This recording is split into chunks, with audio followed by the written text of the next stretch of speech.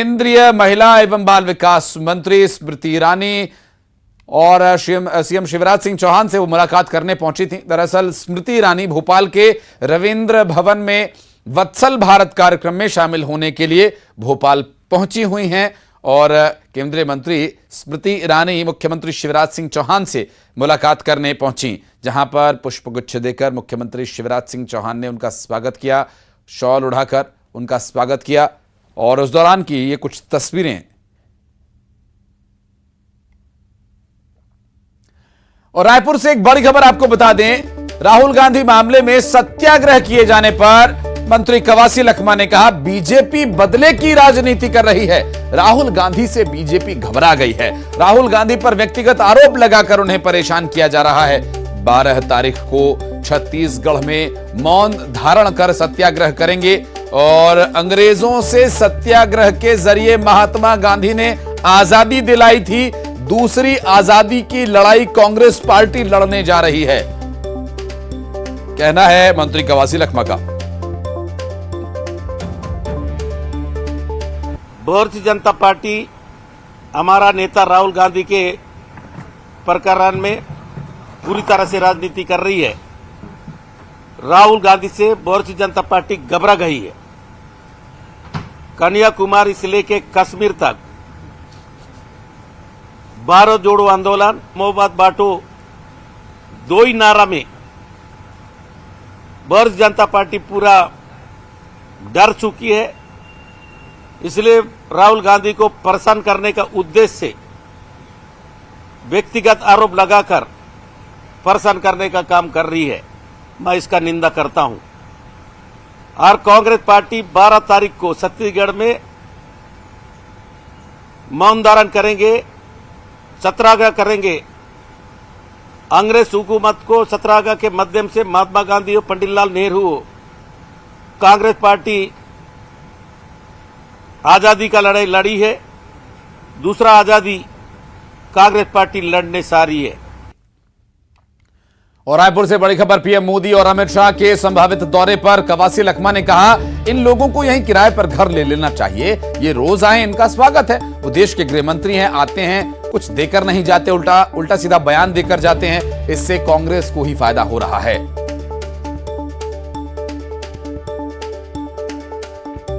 क्या उद्देश्य कर रहा है?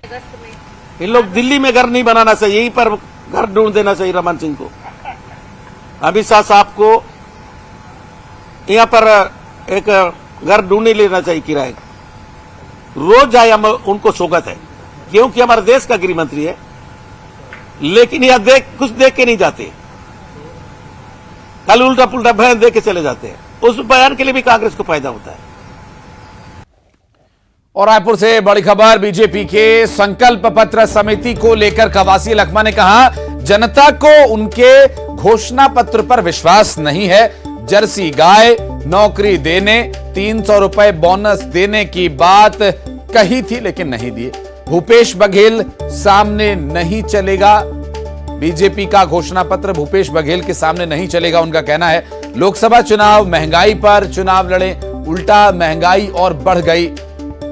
बीजेपी के घोषणा पत्र का कोई वैल्यू नहीं है।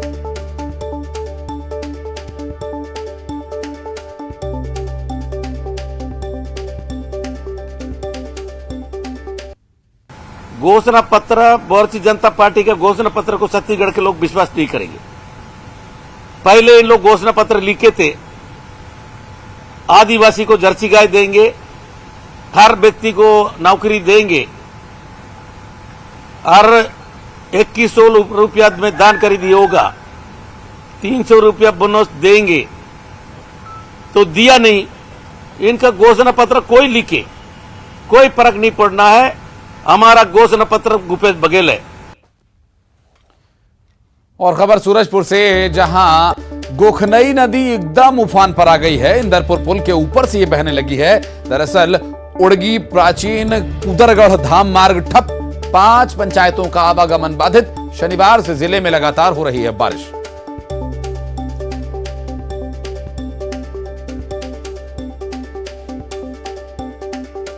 बारिश का दौर लगातार जारी है, जहां नदी अब उफान पर है, पुल के ऊपर से बह रही है।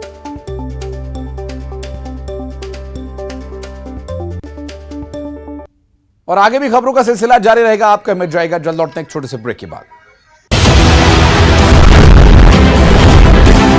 कैसे आप देखते 23 के आखिरी में जो मध्य प्रदेश का चुनाव है, अब की बार 200 पार 200 नहीं 150 से ऊपर सीट आएगी जी, 150 से ऊपर आएगी। मैं लफसाजी नहीं करता हूँ। प्रियंका गांधी आकर की नर्मदा स्नान भी किया। ये अभी कोई जाने लग गया मोदी जी के मन में प्रधानमंत्री बनना, इसके मतलब कभी नहीं गए वो। जो ब्यूरोक्रेट्स कांग्रेस की मानसिकता के थे वो कहना यार मोदी जी आवश्यकता 10 साल हो रही है। अगर एक समान कानून पूरे देश के लिए लागू होता है, ये जो मानसिकता है जिहादी की, इससे विश्व को बचना पड़ेगा। एक देश एक विधान, ये बहुत जरूरी है। पश्चिम बंगाल की राजनीति है, वहाँ तो युद्ध लड़ा जाता है। मैं जब वहाँ 6 साल रहा तो 400 कार्यकर्ताओं को हमने खोया है। तो वहाँ तो हिंसा की राजनीति, वहाँ डेमोक्रेसी नहीं है, वहाँ भारत का संविधान नहीं चलता, ममता जी का संविधान चलता है।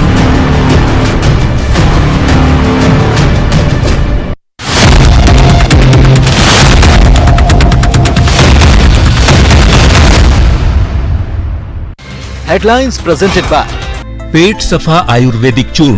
पेट सफा तो हर रोग दफा।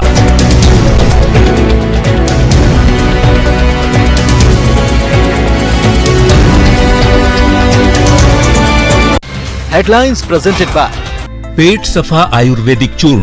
पेट सफा तो हर रोग दफा। हिंसा।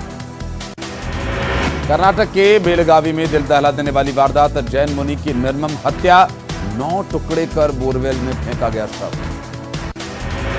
यूपी एटीएस ने गोरखपुर में आईएसआईएस के संदिग्ध आतंकी मोहम्मद तारिक अतहर को किया गिरफ्तार। एटीएस ने तारिक का किया जिहादी विचारधारा पर मॉड्यूल तैयार करने का दावा। दिल्ली में कुछ घंटों की बारिश ने खोली पोल, पौष इलाकों में सांसदों के आवास भी डूबे। एलजी ने प्रशासन को जल जमाव से निपटने के दिए निर्देश। राजमाता देवेंद्र कुमारी सिंहदेव मेडिकल कॉलेज का लोकार्पण, CM Bhupesh Baghel, deputy CM TS Singhdeo ने किया वर्चुअली उद्घाटन। सरगुजा संभाग के लोगों को मिलेगी बेहतर स्वास्थ्य सुविधा। पीएम के मंच पर छत्तीसगढ़ महतारी की तस्वीर पर सीएम भूपेश बघेल का बयान, अभी छत्तीसगढ़ ही में ही बोलेंगे, वोट जो बटोरना है। डिप्टी सीएम टीएस सिंहदेव ने बीजेपी पर साधा निशाना, कहा हम लोग आज नई पिक्चर कर रहे हैं लॉन्च। बीजेपी के जय वीरू की जोड़ी वाले बयान पर किया पलटवार। छत्तीसगढ़ महतारी पर गरमाई सियासत, पूर्व मंत्री केदार कश्यप का बयान, कांग्रेस प्रदेश के लोगों के साथ करती रही है अन्याय और शोषण। दुर्ग में आरक्षक से मारपीट पर आरोपी गिरफ्तार, मामूली विवाद पर आरोपियों ने की थी मारपीट। गिरफ्तार आरोपियों में 2 भाई और उनकी मां शामिल। गुना में लाडली बहना सम्मेलन में शामिल हुए सीएम 134 करोड़ से ज्यादा के विकास कार्यों की दी सौगात, कांग्रेस पर जमकर किया प्रहार। सीधी कांड पर वीडी शर्मा का सबसे बड़ा दावा, न्यूज 18 से बोले कमलनाथ सरकार के समय का है ये वीडियो।